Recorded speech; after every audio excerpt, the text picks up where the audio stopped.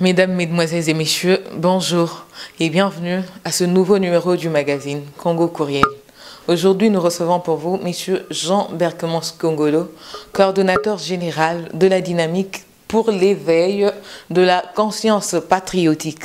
Avec lui, on va parler de tout sauf de rien. Il va nous parler de son ASBEL. On va faire une lecture de l'actualité politique du pays. Sans plus tarder, je vais lui dire bonjour. Bonjour madame, comment allez-vous? Je vais bien, c'est d'ailleurs moi qui devrais vous poser la question. Quelles sont les bonnes nouvelles? Les bonnes nouvelles, c'est que le changement est en train de prendre corps dans le pays pour le plus grand bonheur de tout le Congolais. Et pour parler du pays, on va d'abord commencer par vous. Vous êtes coordonnateur général de la dynamique pour l'éveil de la conscience patriotique. Pourquoi avoir pensé à cette dénomination? C'est pour éviter la routine. Merci beaucoup pour la question. C'est pour éviter la routine. Ceux qui peuvent probablement nous reconnaître savent que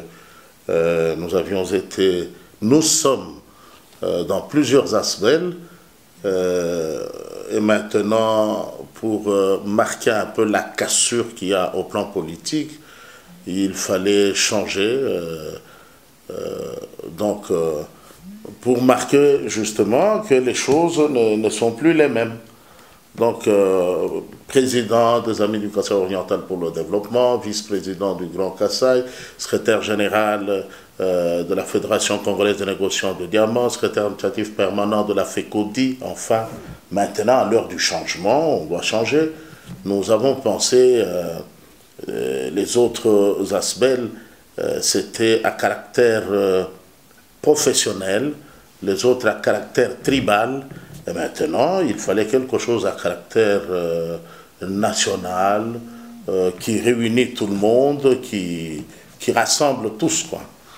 Voilà pourquoi nous avons estimé opportun de parler de la dynamique pour l'éveil de la conscience patriotique, parce que là, ça ne se limite pas à une catégorie socio-professionnelle, ça ne se limite pas à une tribu, à une province, ça concerne tout le monde.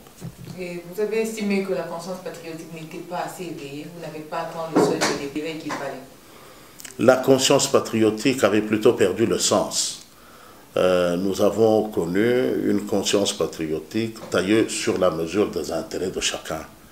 On parle de la conscience patriotique quand on n'est pas quand on est au mangeoire. La conscience patriotique, c'est tout ce qui canalise les commissions, les pourboires, la corruption vers soi. C'est la conscience patriotique. Quelqu'un comme ça, il sert le pays, il est dévoué. C'était ça la conscience patriotique. Et maintenant, ça doit changer. La conscience patriotique, elle doit récupérer son sens. Elle doit reprendre le sens de servir pour le bien de la communauté, pour le bien du pays, pas servir pour son propre bien. Nous sommes aujourd'hui le 23 mars, oui. Jour pour jour, 58 jours depuis que Félix Tshisekedi est président de la République. Qu'est-ce que vous avez retenu depuis son accession au pouvoir jusque-là? De choses beaucoup plus merveilleuses. J'assiste à ce à quoi je m'attendais. Moi, je me disais, je suis l'un de ceux qui redoutaient le chaos. Je me disais, est-ce que c'est vrai vraiment qu'on aura une passation de pouvoir civilisée, démocratique dans ce pays? En fait, c'est une toute première expérience. Personne n'a l'expérience de la passation pacifique du pouvoir dans ce pays. On l'a vu se passer dans les pays de vieille démocratie, mais en Afrique, c'était toujours émaillé de quelques tensions, voire son Excellence Laurent Djer Antoine Félix Tshisekedi Tshilombo prendre le pouvoir de manière civilisée. D'abord, j'ai retenu que l'ancien président de la République, M. Joseph Kabila, est jeune, plein d'énergie, plein d'initiatives, il se battait avec de bonnes intentions pour le pays. Lui-même n'a cessé de déplorer la mauvaise compagnie, la difficulté de trouver les oiseaux rares qui pouvaient l'accompagner dans sa lourde tâche. Mais estimez que le Congo était dépourvu de la bonne compagnie ou c'est lui-même qui choisissait de se faire mal entourer? Mais on approche que les gens que l'on connaît. Ça dépend de comment on s'y prend. On approche les gens que l'on connaît et pour le cas d'espèce, il se fait que M. Joseph Kabila avait une famille, un entourage, des collègues et des compagnons. Un environnement dans lequel il a évolué. C'est là-dedans qu'il a puisé. On ne cherche pas les extraterrestres. Seulement, il a été d'une sincérité indiscutable en disant que dans ce cercle-là, il n'en a pas trouvé. Il est resté sur sa soif. Une telle sincérité, ce niveau d'honnêteté, au regard de la responsabilité qu'il exerçait, n'appelle pas débat. On doit s'incliner et dire merci monsieur, vous êtes digne d'être appelé monsieur. Au-delà de cette sincérité, il y a une peur qui est ressentie. Vous êtes partenaire maintenant. Je ne vais pas dire groupe, l'UDMC, le CC sont partenaires. Ces mêmes personnes vont revenir. Quel est l'impact que cette mauvaise compagnie-là pourrait avoir sur la bonne qui vient d'entrer, qui vient d'entrer dans les affaires? À mon avis, je crois que la cassure, c'est au niveau de la sanction positive et sanction négative.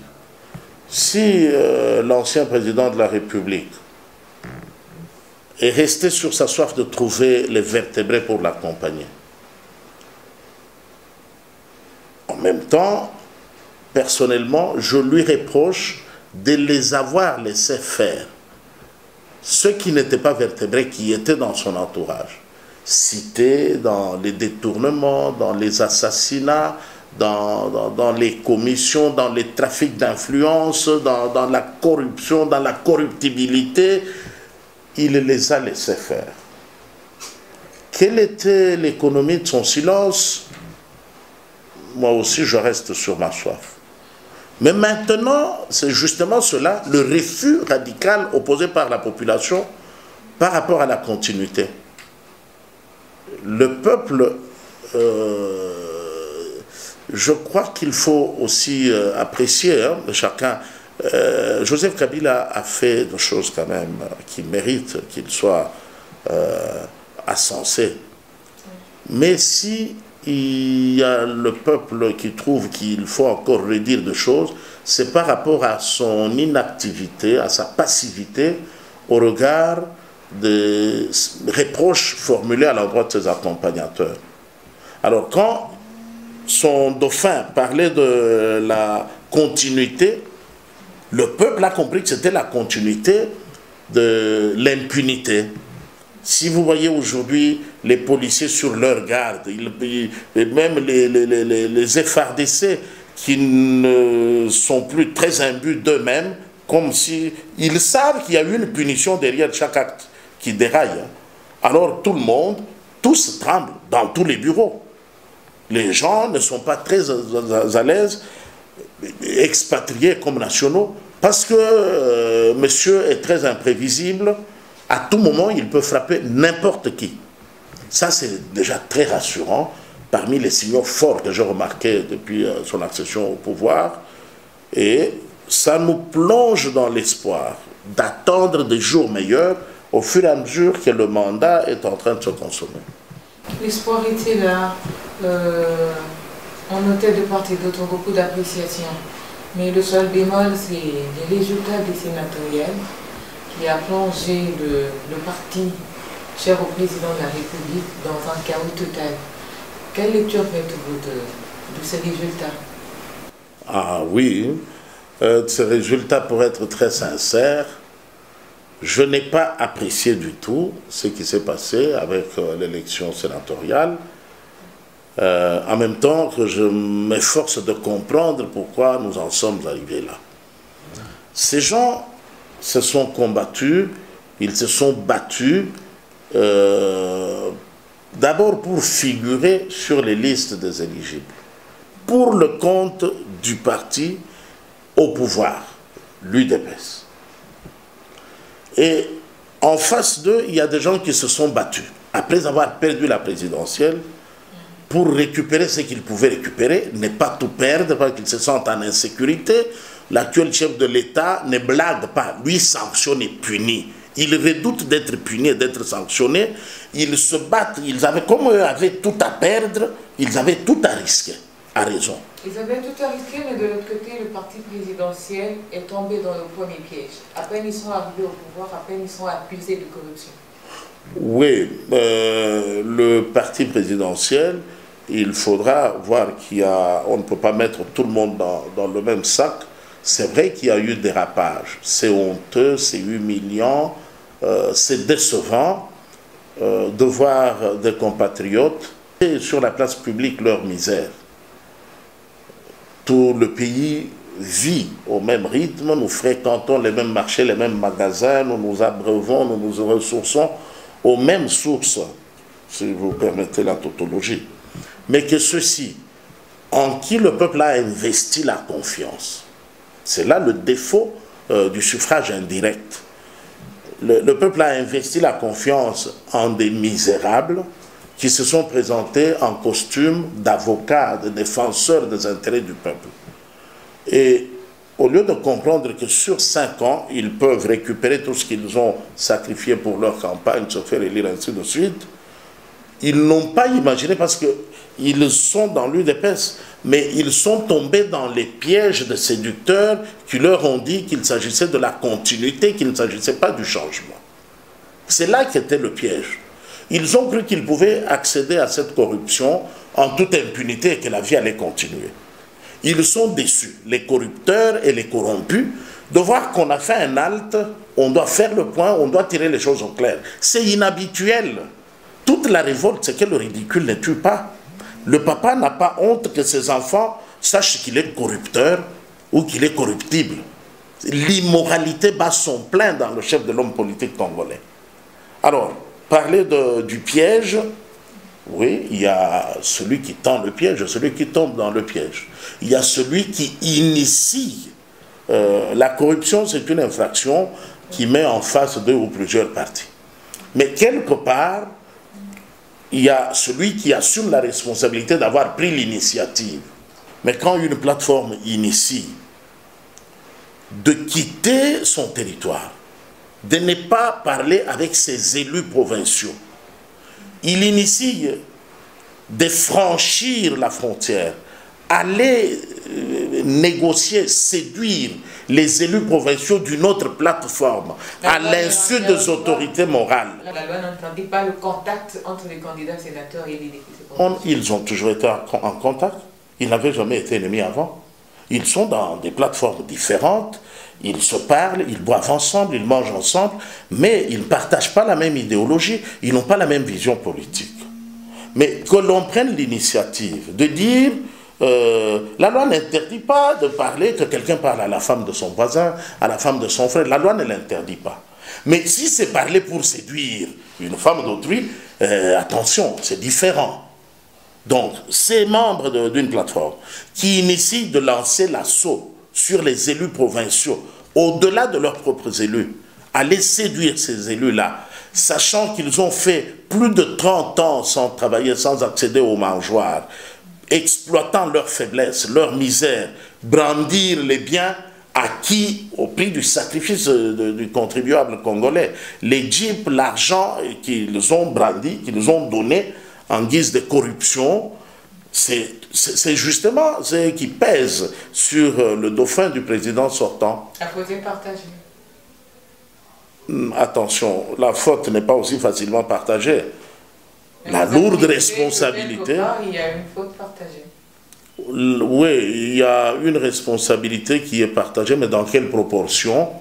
Celui qui a initié la faute, qui prend l'initiative, qui, pour exploiter la misère, la position de faiblesse de l'autre, aller vers lui, tenter de les séduire, donner des biens, de manière insoupçonnée par celui qui a en face l'autorité morale. de cette plateforme n'est pas différent de celui de ce pays voisin qui entre sur notre territoire frauduleusement, qui exploite les richesses et qui va se targuer la poitrine d'être un pays en voie de développement, émergent, respecté. Non. Qu'est-ce qui s'est passé? Qu'est-ce qui a fait que l'UDPS ait un nombre aussi réduit de députés? Mais les mêmes causes produisent les mêmes effets. L'UDPS est engagé dans le combat depuis plus de 30 ans. Les autres sont engagés dans la gestion depuis autant d'années. Ceux qui sont engagés dans le combat ne sont pas rémunérés. Ceux qui sont engagés dans la gestion sont autorisés, non seulement ils sont payés, ils sont autorisés de voler, ils sont autorisés de détourner impunément. En face, ceux qui sont engagés dans le combat n'ont pour force que les cris de la population. Celui qui a voté pour le président Félix n'est pas l'un de ceux qui étaient gracieusement rémunérés, qui détournaient, qui volaient impunément. C'est celui qui a partagé la souffrance du combat de plus de 30 ans, le souverain primaire. C'est celui-là qui a dit « Halte, on doit changer ». Les mangeurs, les jouisseurs n'avaient pas besoin du changement, ils voulaient que ça continue. Est-ce que ce n'est pas une stratégie de campagne ratée de la part de l'UDPS? C'est-à-dire? Ils étaient tellement concentrés sur la présidence qu'ils ont oublié la députation. Là, vous avez en partie raison, madame. Au fait, le plus grand besoin du peuple congolais était d'abord de voir à la tête du pays quelqu'un qui pouvait sanctionner le mal. Ça, c'était d'abord la préoccupation partagée par toutes les plateformes politiques, par toutes les églises et par la société civile.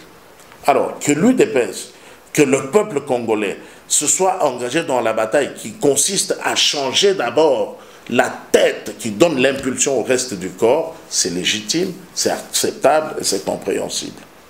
Mais, outre cela, il fallait une autre stratégie pour empêcher à la population d'accéder à la corruption. Parce que la population qui a voté pour ces députés provinciaux qui sont majoritaires, c'est une population affamée, qui partage les mêmes conditions que les corrompus que nous déplorons aujourd'hui. Je crois que les responsabilités seraient partagées, mais pas dans les mêmes proportions. Nous condamnons la culture des antivaleurs. Au lendemain de sénatoriales, les partisans de l'UDPS de partout, de Kinshasa, de Bujimaï, du Kananga, se sont énervés, ils ont manifesté leur mécontentement. La majorité de Congolais pensent que l'UDPS devrait agir dans le sens de faire comprendre à ses partisans que c'est maintenant un parti au pouvoir qui devrait s'activer pour un changement viable, pour le changement multisectoriel tant attendu. Qu'est-ce que vous en pensez? Moi, je pense que ceux qui réfléchissent comme ça soutiennent les corrupteurs. Ils disent non, maintenant ils sont au pouvoir. Donc, tu vois, madame, la lecture reste celle qui a été sanctionnée par le souverain primaire. Être au pouvoir, c'est être à l'abri de poursuites, être à l'abri des reproches. Quand on est au pouvoir, on tolère tout, on supporte tout, tout peut aller comme c'était avant. Donc, il n'y a pas eu changement. Au fait, vous avez la certitude que vous serez entendu, que vos voix vont s'élever, vos voix élevées vont être entendues de la part de la présidence. Pourquoi recourir à la violence? Pourquoi casser? Pourquoi brutaliser pendant que vous savez qu'on va vous entendre? On pensait que cette violence-là cadrait avec simplement le sens que vous n'étiez pas écouté, que la base n'était pas écoutée. Et vous relevez là la noblesse du sens du combat de l'UDPS. Que tout n'était pas question de contester parce que c'est elle qui était au pouvoir. L'UDPS ne contestait pas les personnes, l'UDPS contestait les méthodes. L'UDPS contestait le système. Ce système, qu'il vienne d'Adam ou d'Ève, l'UDPS va contester dès lors qu'il est mauvais. Vous pensez quoi? Que parce que c'est aujourd'hui Félix-Antoine Tshisekedi qui est au pouvoir, bon, on ne punit pas ceux qui volent, on ne punit pas ceux qui corrompent, on ne punit pas ceux qui violent, et l'UDPS va applaudir, c'est pas du tout ça. Il appartient à ces Congolais-là de comprendre que le changement, c'est entre autres cela. Vous avez vu que l'UDPS n'est pas complaisant, hein? Qu'il s'agisse de n'importe qui au pouvoir, Quand ce sont les antivaleurs, l'UDPS se lève avec la même ardeur. L'UDPS dénonce avec la même énergie. L'UDPS est dans la rue avec la même détermination. Chaque fois qu'ils ont la certitude qu'on est en train d'encourager les antivaleurs, qu'on est en train de nous conduire vers l'impunité, l'UDPS comme la sentinelle du changement, de la véritable démocratie, de la construction d'un véritable état de droit, se lève à raison. On reproche au président d'accorder à l'UDPS la valeur de tout un peuple alors que c'est un parti. C'est un membre de l'UDPS, un cadre de l'UDPS qui est maintenant président. On a l'impression de vivre dans une république de l'UDPS mais pas en RDC. Qu'est-ce que vous en pensez? Oui, je suis d'accord, mais dans ce cas, qu'est-ce que l'on entend par UDPS? On entend par UDPS l'ensemble du peuple qui est conditionné pour accéder au travail, d'être recommandé, qui est conditionné pour accéder au bien-être, d'appartenir dans la famille de quelqu'un qui a la signature, les laisser pour compte. Tous ces gens dont la voix ne peut pas être entendue, on les appelle UDPS. En dehors de l'UDPS, on ne peut pas trouver d'autres partis qui puissent faire ce que vous venez d'énumérer. Mais nous avons eu près de 4 décennies de combat à compter ceux qui tombent sous les gaz lacrymogènes, ceux qui tombent sous les balles, les blessés, les détenus et même les morts. Le parti qui a battu record, c'est lequel? Ceux qui disent que la République, c'est une République de l'UDPS, ils ont raison. L'UDPS est entendu comme le peuple souverain, conscient de ses droits et courageux pour les revendiquer à haute voix. Cet UDPS-là, oui, Félix Antoine Tshisekedi Tshilombo est président de cet UDPS.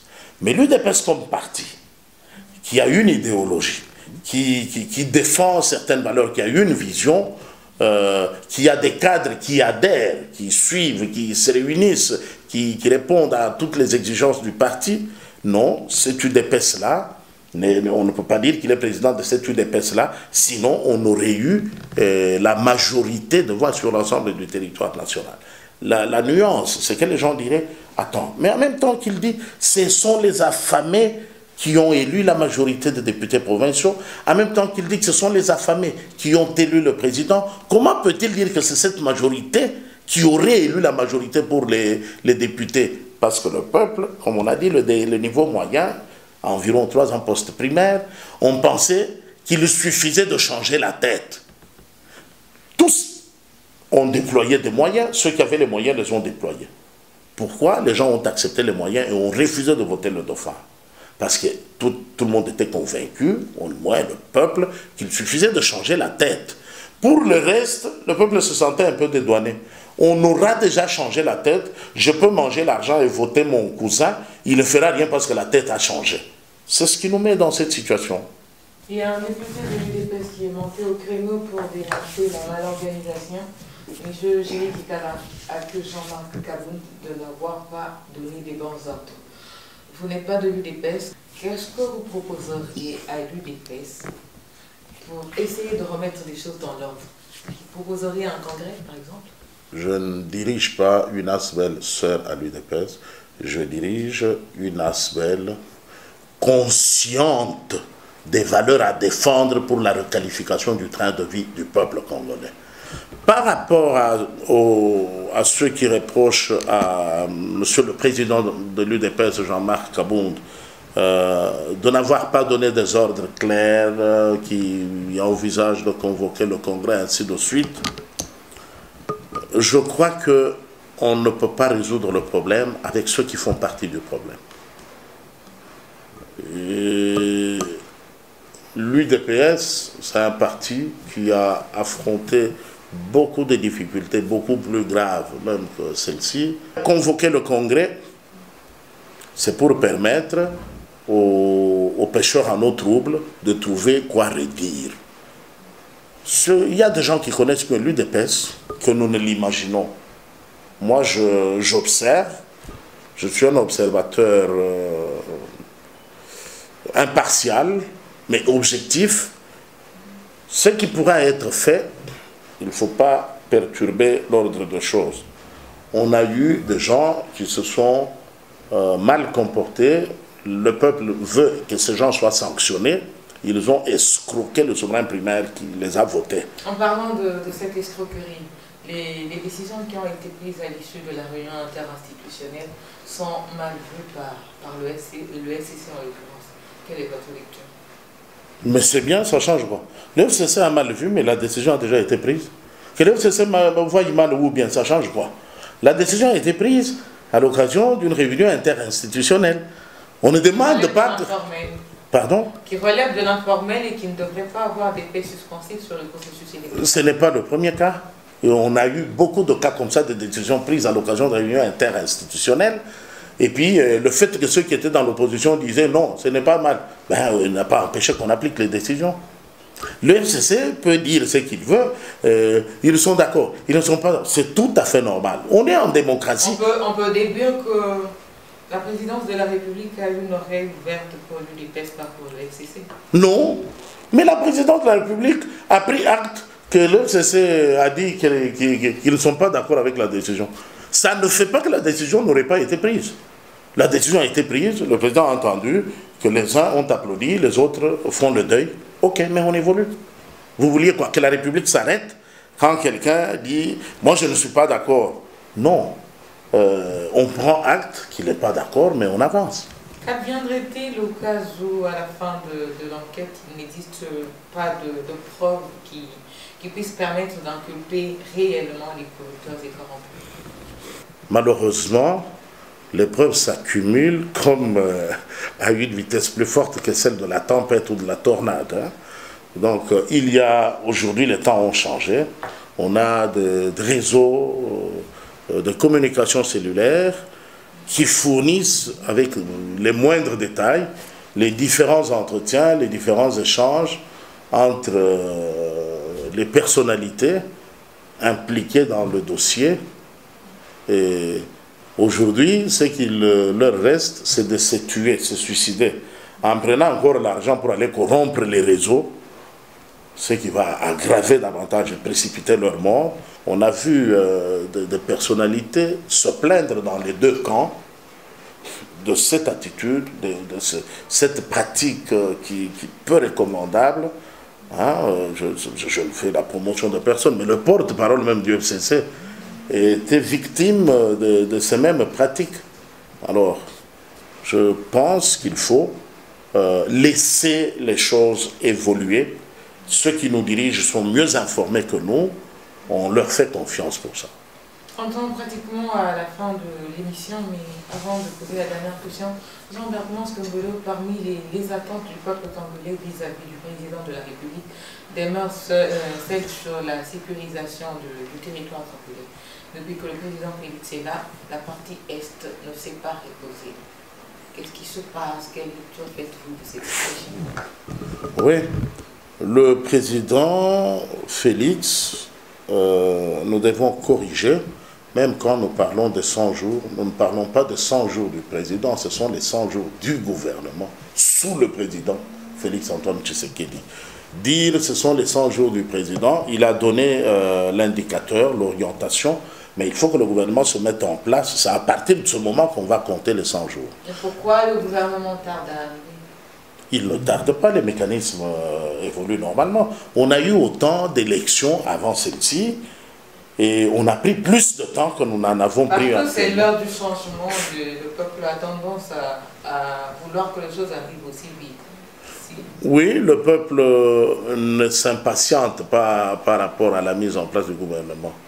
Ce sont les habitués des mangeoires, les maîtres en corruption qui s'agitent pour être assurés qu'ils se mettront à l'abri. Ils ne veulent pas que leur assiette change de contenu. Ils veulent des garanties par rapport à ça. C'est eux qui s'impatientent, ce n'est pas la population. La population fait... Vous n'avez qu'à regarder, madame, chacune des sorties de ce nouveau chef de l'État, comment la population réagit. Indépendamment de ce qu'il dit de ça, le peuple aujourd'hui est convaincu de pouvoir dire ce qu'il pense à haute voix. Et sachant que c'est sans conséquence, nous serons seulement entendus. On va revenir à la sécurité.